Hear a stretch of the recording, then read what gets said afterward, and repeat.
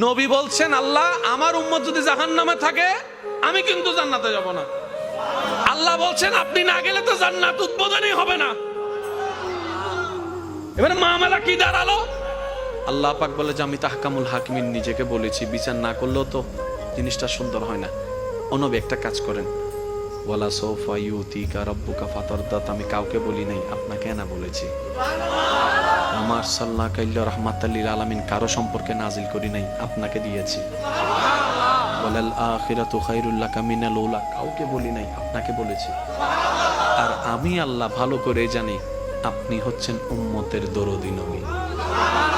আপনি নিজের জন্য কাঁদেন নাই, সন্তানের জন্য কাঁদেন নাই, পরিবারের জন্য কাঁদেন নাই, নাতির জন্য কাঁদেন নাই, যত কেঁদেছেন জীবনে সবকিছু উম্মতের জন্য।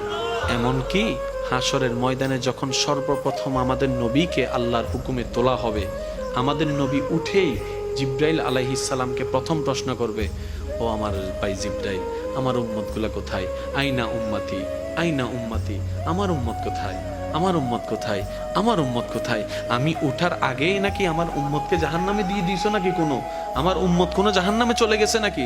জিব্রাইল বলবে, ইয়া রাসূলুল্লাহ, প্রথমেই আপনাকে তোলা হয়েছে, এখন আর কাউকে তোলা হয় নাই, প্রথমেই আপনি উঠেছেন।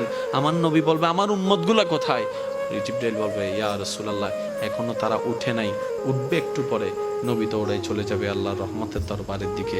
সিজদায় যে পড়বে একটাই কথা থাকবে, রব্বি হাবলি উম্মতি।